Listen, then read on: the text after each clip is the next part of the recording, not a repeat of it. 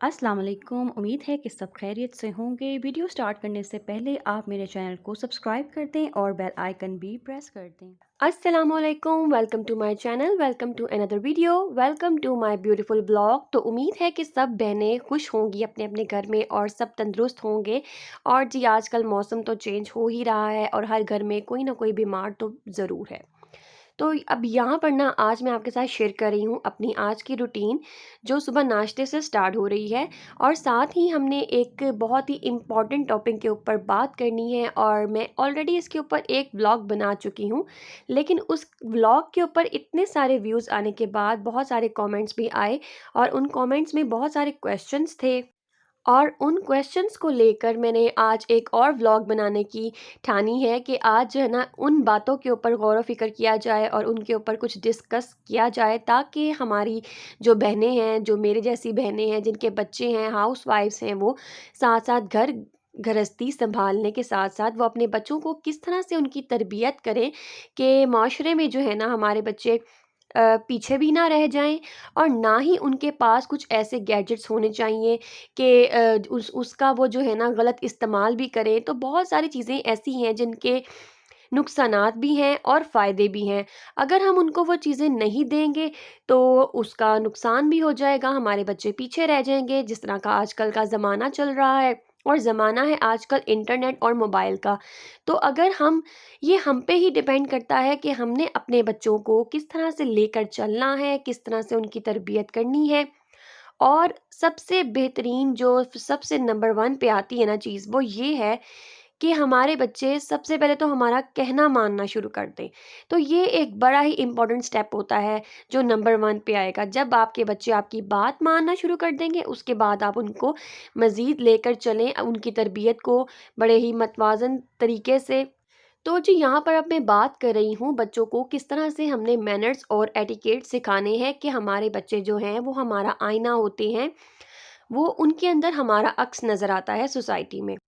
बच्चे जितना अच्छा काम करेंगे और उनके अंदर जितने अच्छे मैनर्स नज़र आएँगे, उनकी तरबियत में उतनी ही ज़्यादा आपकी तारीफ़ होगी, उनके पेरेंट्स की तारीफ़ होगी।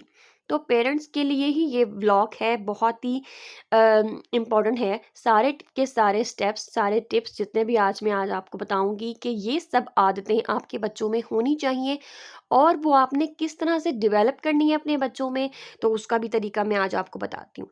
कि बच्चों में ना कुछ ऐसी गलतियाँ हैं जो नहीं होनी चाहिए, जो कि आपको रिप्रेज़ेंट करती हैं फिर।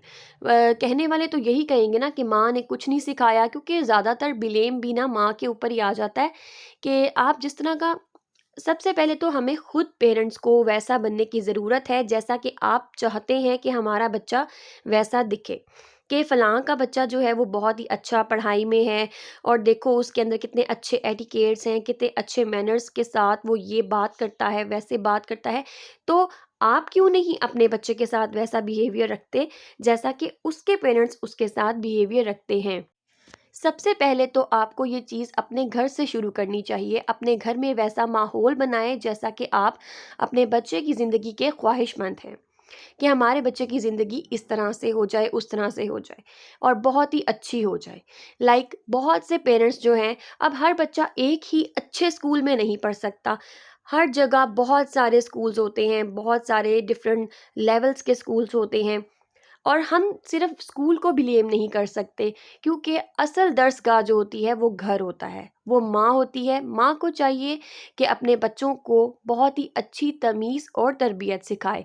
और ये सिर्फ सिखाने से नहीं आती, तरबियत या तमीज़, जितने भी मैनर्स होते हैं, जब माँ खुद अपनाएगी या उसका वालिद खुद अपनाएगा, वैसा बिहेवियर रखेगा, तो क्यों बच्चे पिक नहीं करेंगे। और हो सकता है कि यही चीज़ जब वो अपने घर की सारी चीज़ें जो है, इस तरह के अच्छे मैनर्स जो उसके पेरेंट्स करते हैं, जब वो अपने स्कूल में रिप्रेज़ेंट करेंगे आपको, तो आपके बच्चे की सबसे पहली तारीफ़ जो है उसकी टीचर्स के सामने होगी, उसके दोस्तों के सामने होगी। इसी तरह उसके जो बाकी दोस्त हैं, वो अपने घर वालों को रिप्रेज़ेंट कर रहे होते हैं उस वक़्त अपने स्कूल में। अब यहाँ पर उनकी दूसरी जो आदत है, जो आपने उनके अंदर पैदा करनी है, वो ये है कि उनको प्लीज़ कहना आना चाहिए। जब भी अच्छा मेरे बच्चों में आई थिंक ये कोई गॉड गिफ्टेड है मेरे बच्चों के अंदर ये आदत कि मुझे उनको बहुत कुछ सिखाना ही नहीं पड़ा, या शायद मेरे अंदर वो सब क्वालिटीज़ थीं और उन्होंने पिक कर ली हैं। और यही बात मैं आज आपको इस ब्लॉग में कहने की कोशिश कर रही हूँ कि जो पेरेंट्स खुद अपने बिहेवियर और मैनर्स को अच्छा बना कर चलते हैं, तो वही चीज़ जो है ना आपके बच्चे, चाहे वो छोटे हों वो किसी भी एज के हों, वो आपको ज़रूर पिक करते हैं। अगर आप बहुत ज़्यादा गुस्सा करने वाले हैं, या बहुत ज़्यादा डाँटने वाले हैं, या ऊँची-ऊँची लाउड बोलने वाले हैं, और ये सब बदतमीज़ी में आ जाता है, तो इसी तरह का बिहेवियर जो है, अगर आप अपने बच्चों के ऊपर चीखो-पुकार करेंगे और ऊँची-ऊँची आवाज़ से उनको टोकेंगे, डाँटेंगे, तो ऐसे बच्चे कभी भी ना आपकी बात नहीं सुनेंगे। और हमारा तो सबसे पहला स्टेप ही यही है कि आपके बच्चे सबसे पहले आपकी बात मानना सीखें। और बाकी बातें जो हैं वो फिर बाद में आती हैं। तो जब आपके अंदर ही वो क्वालिटीज़ नहीं होंगी, तो बच्चे फिर वही चीज़ सीखेंगे। और जब बच्चे बदतमीज़ हो जाते हैं अपने पेरेंट्स को देख-देख कर, उनकी जस्ट लाइक वो लापरवाह से हो जाते हैं कि मामा का तो काम ही यही है ऊँची आवाज़ में बात करना और लाउड बोलना, और हमने तो बस उन्होंने 1-2 बार उन्होंने हमें कहना है। फिर क्या होता है कि बच्चे इस चीज़ के आदी हो जाते हैं कि मामा ने बस इसी तरह चीखो-पुकार करते रहना होता है, और इस तरह क्या होता है बच्चे ना बागी हो जाते हैं। तो बच्चों के अंदर ये चीज़ डेवलप करने के लिए आपने उनको डायरेक्ट कभी नहीं कहना कि बेटा इसके बाद आपने प्लीज़ कहना है, प्लीज़ कहने की आदत डालो बेटा। आपने हमेशा अपने अमल के थ्रू उनके अंदर वो चीज़ डेवलप करनी है। जो आप खुद करेंगे, जब आप अपने बच्चों से कोई चीज़ माँगे, तो आप उन्हें प्लीज़ कहें कि प्लीज़ ये दे दो मुझे, या प्लीज़ आप मेरे साथ चलोगे? जब आप अपनी लाइफ में ये प्लीज़ का वर्ड बार-बार यूज़ करेंगे, तो आपके बच्चों को भी आदत हो जाएगी प्लीज़ कहने की, और ये एक बहुत ही अच्छी आदत है। इसी तरह जब आप उनसे कोई चीज़ लेते हैं, तो उसको थैंक यू बोलना भी सिखाएँ। जब आप बार-बार अपने अपने जुमलों में थैंक यू का वर्ड बार-बार यूज़ करेंगे, तो आपके बच्चे भी इस चीज़ को ज़रूर पिक करेंगे, अगर तो वाक़ई अच्छे बच्चे हैं और अपने पेरेंट्स की बात मानते हैं। और दूसरी बात ये कि कुछ बच्चे जो होते हैं ना, वो बहुत ज़्यादा मोबाइल के आदी होते हैं। तो आपने क्या करना है कि अपने बच्चों के अंदर ये चीज़ डेवलप करें कि उनको एक लिमिटेड सा टाइम दें। बस एक टाइम फ़िक्स कर लें, और मुनासिब सा वो टाइम हो जिससे कि आपके बच्चों की आईसाइट भी जो है वो ज़्यादा ख़राब ना हो। और उसी टाइमिंग में आप बस अपने बच्चों को स्क्रीन टाइम यूज़ करने का जो है वो परमिशन दें। ये आप पे डिपेंड करता है कि आप उनको पूरा-पूरा दिन अपने जो है ना अपनी आसानी के लिए अगर मोबाइल पकड़ाना चाहते हैं, तो फिर आप बाद में ये ब्लेम दूसरों को मत दें, और बाद में खुद ये चीज़ एक्सेप्ट भी करें कि हाँ, इसमें हमारी गलती है। अच्छा, गलती से मुझे एक और बात याद आई है, यानी वर्ड गलती। गलती का मतलब होता है कि आपको अपनी गलती अगर आपकी है, तो आपको उसको तस्लीम करना आना चाहिए, यानी अगर आप सही हैं। इस तरह क्या होता है कि बच्चे को सॉरी बोलने का जो एटिकेट्स हैं वो आ जाएँगे। सबसे पहले तो अच्छी बात ये है कि बच्चों को इस बात का पता चल जाएगा कि क्या चीज़ सही है और क्या चीज़ गलत, यानी सही और गलत में तमीज़ करना उन्हें बचपन से ही आ जाएगी। और ये भी बात नहीं है कि आप उनको ज़बरदस्ती ये चीज़ कहें कि सॉरी बोलो, बोलो उसको सॉरी, तो वो कभी भी इस तरह से सॉरी नहीं बोलेगा। जस्ट आपने उसको ये बताना है कि अगर आपसे गलती हो जाए, तो आपने उसको सॉरी बोल देना है किसी को भी, ठीक है? जब आपको फ़ील हो। और साथ ही आपने ये बात बतानी है कि क्या चीज़ सही है और क्या चीज़ गलत। तो बच्चा अब खुद फ़ैसला करेगा उस टाइम पे कि हाँ, मुझसे ये गलती हो गई है, क्योंकि मैंने ये काम गलत तरीके से किया है, तो इसका मतलब है कि अब मुझे सॉरी बोल देना चाहिए। तो यहाँ पर जो है ना बहुत सारी चीज़ों की ना तरीके होते हैं। देखें, बच्चों को तरबियत जब आप करते हैं ना, तो इस दौरान 2 तरीके होते हैं। या तो आप उनको बदतमीज़ी के साथ, ज़बरदस्ती के साथ आप उनसे हर बात मनवा लें, और बच्चे ये समझते हैं कि मामा-पापा का तो बहुत ज़्यादा रौब रौब बहुत ज़्यादा है, और डाँटेंगे और मारेंगे, तो बच्चे क्या होता है कि डर के मारे ना वो काम कर लेते हैं। लेकिन ऐसे क्या होता है कि बच्चे ना फिर बड़े होते जाते हैं, और जब वो फ़ील करते हैं ना कि हमारे मामा-पापा ने तो हमें प्यार ही नहीं किया, हमारे लिए किया ही क्या है, इस तरह की फिर वो बातें सोचने पर मजबूर हो जाते हैं। और यही चीज़ अगर आप उनको प्यार से और एक तरीके के साथ समझा देंगे ना, तो ना सिर्फ बच्चे आपके शाइन करेंगे, बल्कि डायमंड की तरह बन जाएँगे, और आपको रिप्रेज़ेंट करेंगे जब वो बड़े हो जाएँगे। तो तब उनको ये वक़्त याद आएगा कि हमारे मामा-पापा ने हमारी तरबियत कितने अच्छे तरीके से की है। और अब यहाँ पर जो नेक्स्ट स्टेप है वो ये है कि अगर कोई बच्चा आपका छोटे से छोटा काम भी कर रहा है तो आप उसको एप्रिशिएट करें। एप्रिशिएट यहाँ पर इसीलिए मैं आपको कह रही हूँ कि इस तरह से उस बच्चे के अंदर वो सब चीज़ें डेवलप होंगी जिसकी उसको तमन्ना है। आप ये नोट करें कि आपके बच्चे के स्किल्स क्या हैं और वो क्या चीज़ें अपनी कुछ क्रिएटिविटी अगर कुछ बना के लेके आता है आपके पास तो आप उसको एप्रिशिएट करें, उसकी तारीफ़ करें, मस्ट करें। चाहे वो छोटे से छोटा ही काम क्यों ना किया हो उसने। और अगर उसमें कोई गलती है तो आप उसको ज़रूर बताएँ।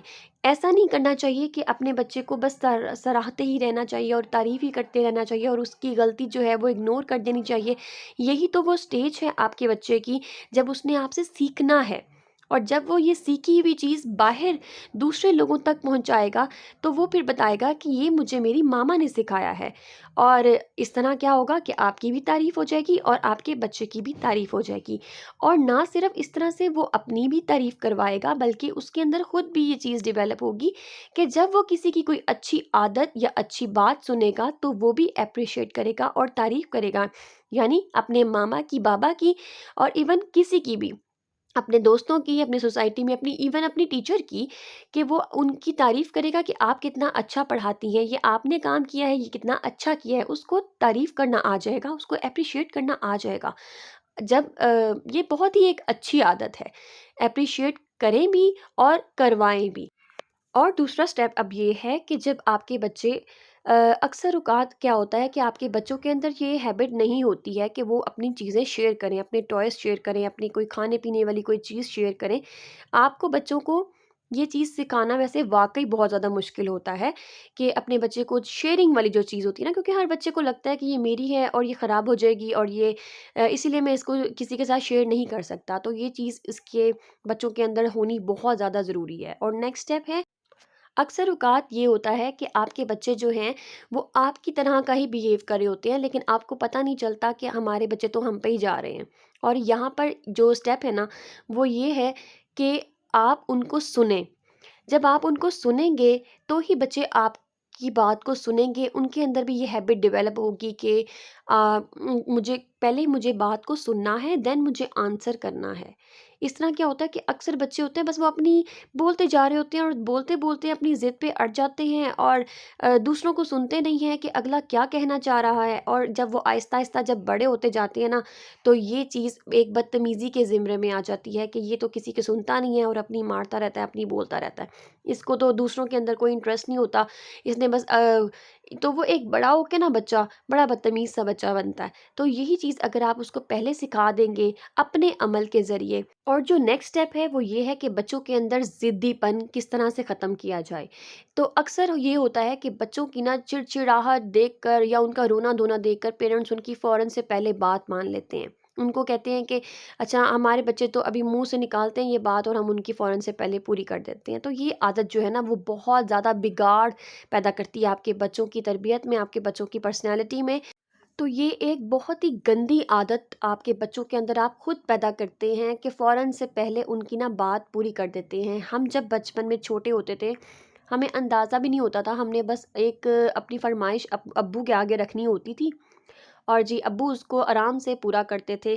कभी 2-3 दिन बाद, कभी 2-3 महीने भी लग जाते थे, ज़रूरी नहीं है। तो लेकिन ख़्वाहिश हमारी ज़रूर पूरी होती थी।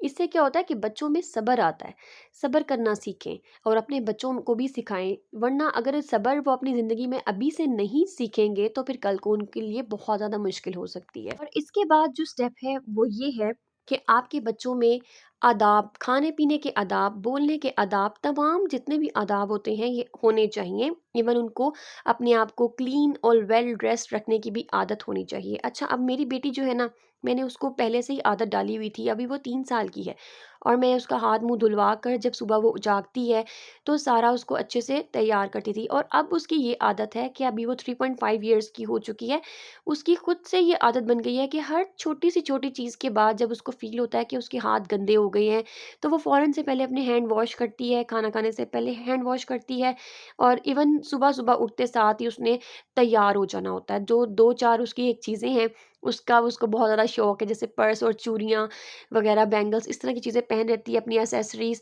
और इसी तरह अभी उसको खुद से तो कॉम्ब करना नहीं आता, लेकिन मेरे पास ले आती है कि मेरी पोनी बना दें। तो ना मेरे बैंड वगैरह कर दें, कुछ हेयर स्टाइल अच्छा सा बना दें ताकि मैं अच्छी दिखूँ। और साथ ही वो अपने सुबह-सुबह ही उठकर ना इस तरह से प्यारा-सा तैयार होके बैठ जाती है और सैंडल्स वगैरह भी पहन लेती है। तो ये चीज़ है कि बच्चों के अंदर ना क्लीनलीनेस जो है, ये बहुत मैटर करती है।